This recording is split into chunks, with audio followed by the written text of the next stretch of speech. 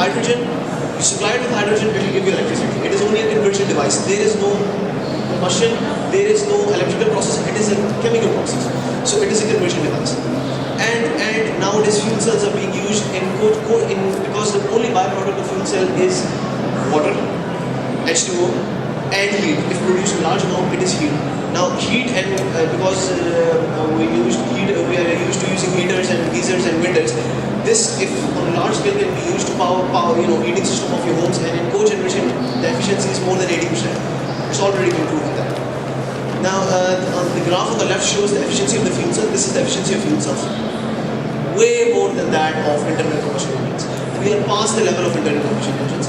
That is obsolete. Now for me, I'm talking in terms, even though it is not going to be implemented in the next 20 years, but this technology is almost obsolete in my vision, because the efficiency is way more than that of internal combustion engines. No sound pollution, no noise pollution, zero. We're talking about Euro 1, Euro 2, this is Euro infinity. There is no emission. So we're talking about high efficiency, we're talking about size independent. It can be put into a mobile phone, and I'll explain the application of that later, because we're an automotive show, it is more inclined towards automation, automotive industry, not automation, I'm sorry. Various applications include stationary applications, automobile applications, portable electronics. Now, zero emissions, and it operates on hydrogen. Hydrogen can be freely available actually. You can do electrolysis of water and get hydrogen at your home. Obviously it has to be compressed, and then there is where the expense starts. You need to compress it, and then you need to put it so that it is compressed. There is where the expense starts, but it is freely available. You don't need to dig a hole, or you don't need to dig thousands of meters into the ground to get hydrogen. Now the challenge with hydrogen, why? Because in Pakistan the problem is that we follow whatever line is given to us. We will not look here, or we will not look on the other line. We will just follow the line that is given to us. And the problem here is that we say here, because it is not being implemented in Pakistan, it means that it is not a viable option, and that's why we will not go towards it. It is not here, that it doesn't mean it is not a viable option. It is a viable option. The problem, there are always, to any side there are two stories. It's never the good side, there is always two sides to a story. And I've explained the good, and the bad is this. Now hydrogen is very light. Problem with hydrogen is like fuel, as you increase the density of the fuel, like petrol is lighter, diesel is heavier than petrol, and so on and so forth.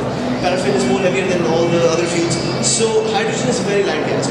When you compress it, the energy density in the gas is very less. A full tank of hydrogen will only take you 50 miles, and that is no good for anybody.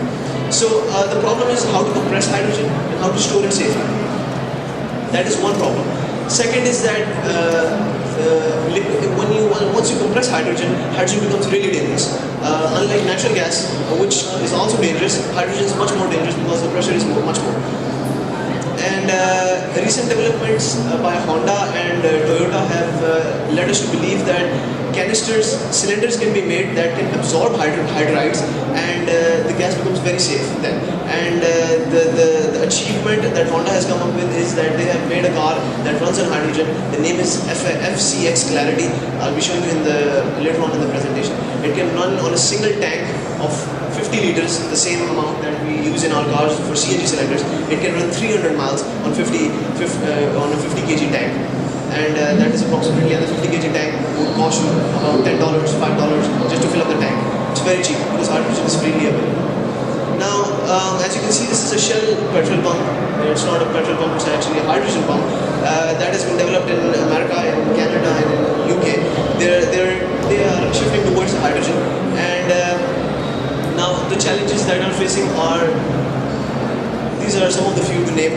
The main thing is the infrastructure. We do not have a convenient means of transporting hydrogen, unlike CNG, which when Pakistan was after the pre-partitioning, all the system and all the infrastructure has been created for a natural gas, and there is a proper system and setup. You just have to take the connection from the sweet gas department, and you just have to compress it, and you have to give it to the clients. For hydrogen, however, you have to create a plant, and then you have to compress the gas, and it all has to be safe, and then you have to transport it to the plant. In hilly areas and some dangerous places, it becomes very difficult, and that is where the challenge is. You need to compress it, and you need to find a way to transport it. We've not been working on that, and that is why we will not be indulging into this.